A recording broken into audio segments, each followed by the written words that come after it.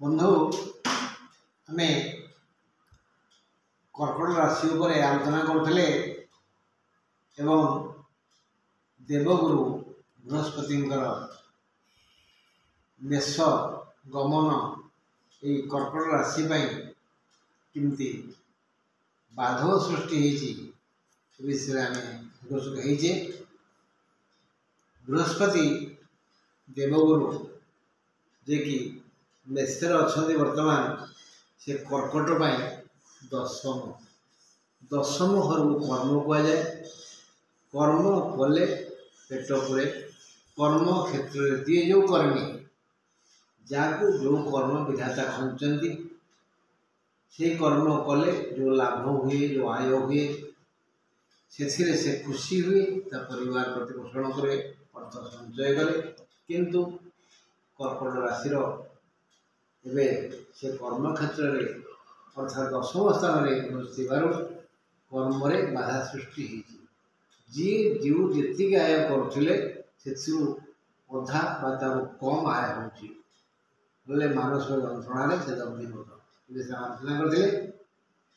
आज आलोचना करवा चंद्र कथा कारण कर्कट राशि अधिपति चंद्र चंद्र जा जातक योग्यता संपन्न माने शक्ति संपन्न से अवश्य भल फल पाइब। आसन जा पूर्णमी को पूर्णमी दिन चंद्र 16 कला विशिष्ट ता पूर्वर पर कलाए कलाए कम चतुर्दशी शुक्ल चतुर्दशी कृष्ण प्रतिपद पुणी पशु गले दी कला कम माने त्रयोदशी द्वितीय कृष्ण द्वितीय शुक्ल त्रयोदशी शुक्ल एकादशी शुक्ल दशमी शुक्ल नवमी ठारू कृष्ण सप्तमी पर्यंत चंद्रंकर कला अधिक क्रमशः नवमी ठारू पूर्णमी पर्यंत ये जो कला से तेज वर्धित तेज अच्छी किंतु प्रतिपद ठारू सप्तमी पर्यंत तेज कमी कमी आसी जदिव चंद्र शक्ति संपन्न तथापि शुक्ल पक्षरे अर्थात सप्तमी ठारू नवमी ठारू पूर्ण पर्यंत चंद्रंकर शक्ति अधिक और अधिक सुफल देवे से किंतु प्रतिपद ठारू सप्तमी पर्यंत चंद्र दुर्बल नथिले भी सेते अधिक भल फल देवे। चंद्र हेले मनर ग्रह चंद्र स्थिति उपरे मार सुख घर सुख जातक को मिलता है। चंद्र यदि भल पोषण नथिबे भल सत्संपन्न नथिबे भल कलायुक्त नथिबे मातृसुख और गृह सुख लोक वंचित होता है। बारंबार में आलोचना करते जे अष्टमस्थ ग्रह ही अशुभ किंतु चंद्र एकमात्र ग्रह जदि अष्टम रहती अशुभ फल देवे ना। चंद्र व्यतीत अन्य कौन ग्रह जातक स्थिर भाव में अष्टम रहिले अशुभ फल दे था। अष्टम ग्रहटा अष्टम घरटा शून्य रहा उचित अष्टम घरे कौन ग्रह न रहा उचित जहाँ जातक नहीं दुख टे कम जातक अच्छी से अनुजाई दुख टे अधिक। तेणु विषय मुझे आलोचना करी मन पड़े मोर वृष राशियांकर भाग्य भल चंद्र सब था वृष राशि जो राशि चंद्र से था कर्कट राशि कर्कट वृष राशि वृष कुंभ राशि कुंभ चंद्र था। वृष राशियांकर वृष चंद्र थे वृष उच्च घर चंद्रभाई वृष राशि चंद्रभाई तेणु आम ये चंद्रंकर सुफल पाइबापे चंद्रंकर कल्याण पाइबापे जिते बड़े आम दृष्टि चंद्र देखादेवे से आम जोड़ हस्त प्रणाम करवा। ओम चम चंद्राय नम 8 थर कहवा ओम चम चंद्राय नम 8 थर कहवा। यदि सुविधा हम ताहले प्रति सोमवार आम शिव मंदिर को जावा वृषभ को प्रणाम करवा वृषभर वृषाण को आउसिवा से आम चंद्र कवच पढ़ा नवग्रह सूत्र बही चंद्र कवच अच्छी मत सुविधा हेले मुझे गाईदेवी हेले से समय पर्यंत यदि आपण नवग्रह चक्र अच्छी ताले चंद्र कवच पढ़ु सोमवार शिव मंदिर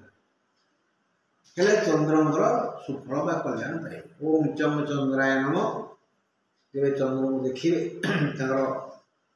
द्वितीय ठारू पूर्ण पर्यंत जब चंद्र को देखिए दी हाथ जोड़ी मुंडे दे ओम चम चंद्राय नम आरंभ करें। हेले सेदिन कही केतु व्यतीत अन्य ग्रह मान सम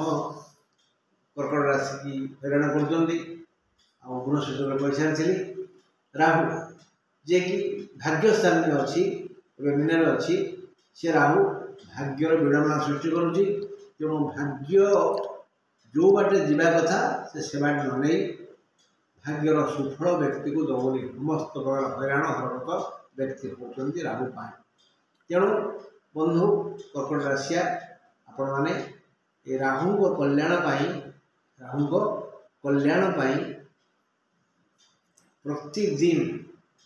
प्रतिदिन बिरी तैयारी पिठा बरा हो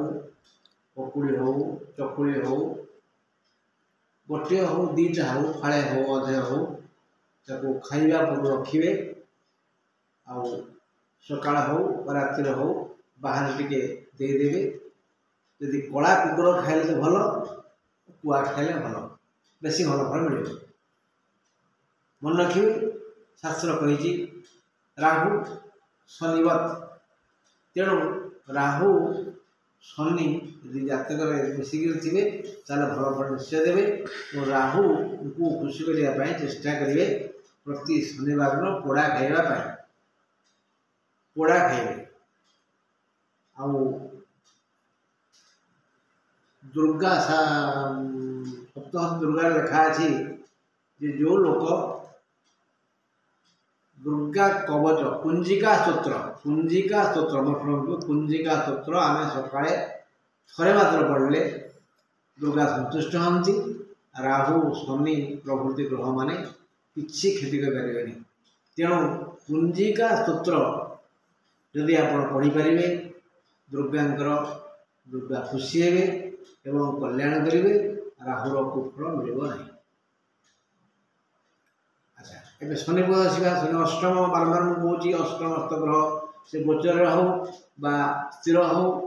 खराब फल देवे तेणु शनि बर्तमान अष्टम स्टेज अच्छा तेणु शारीरिक मानसिक कायिक आर्थिक समस्त प्रकार जंत्रणा भाईरे बंधुरे बंधुरे स्वामी स्त्री कलह हम बंधु कटि जापे ये सब शनि अष्टम शनि हम और शारीरिक जंत्रणा भी बहुत बेसी हम। तेणु दशरथ शनि को खुशी करने स्तोत्र करते पढ़ी से स्तोत्र शुणी शनि खुशी होती शनि निज मन स्वीकार कर जो लोक तुमकृत मान दशरथकृत शनि स्तोत्र पठन कर सबुदिन सकाळे माने स्नान पर ताहले मु खुशी हेबी तार मु कौन प्रकार क्षति साधन करेंगे ना बरं तापाई लाभप्रद है। दशरथकृत शनि स्तोत्र पढ़िले शनि कृत कौन कुफल आम आसब ना। तेणु बंधु ये नवग्रह स्तोत्र बही लिखाई दशरथकृत शनि स्तोत्र आप अध्ययन कले शनि कुदृष्टि बंचीजे सुदृष्टि पाइबे सुफल पाइबे। बाकी रवि विषय कही रवि ए सप्तम या अष्टम हो अष्टम होगला शनि रवि मिसिक माने जमी पेशिले तेणु सूर्यंकर करुणा विषय मुझे बारंबार विभिन्न सूत्र पढ़ी तेणु ह्रीं भुणी सूर्याय नमः ये मंत्रटी को प्रतिदिन सूर्योदय समय 8-7 थर कहवा ओम ह्रीं भुणी सूर्याय नमः ताहले सूर्य करुणा मिल आदित्य नमस्कार जे कुर्वन्ति दिने दिने जन्मांतर सहस्रेषु दारिद्र्यम् उपजायते ये श्लोकटी को 2 थर पढ़ी सूर्य को प्रणाम करवा और लाल सूर्य को खोला आखिरे मेला आखिरे देखा चेष्टा करवा सूर्य उदय पूर्व उठी स्नान करी सूर्य को जलदान दे ये मंत्र पढ़ा हेले आम सूर्य सहाय। बंधु कर्कट राशि जी मुझे जानी कहली आसंता पीरियड रे आम आलोचना करवा आपण जातक शनि शनि स्थिति विशेष आलोचना करवा तापर अन्य कथा आलोचना करवा रही मु आपण प्रिय कुलमणि फोन नंबर 809335555 8। नमस्कार।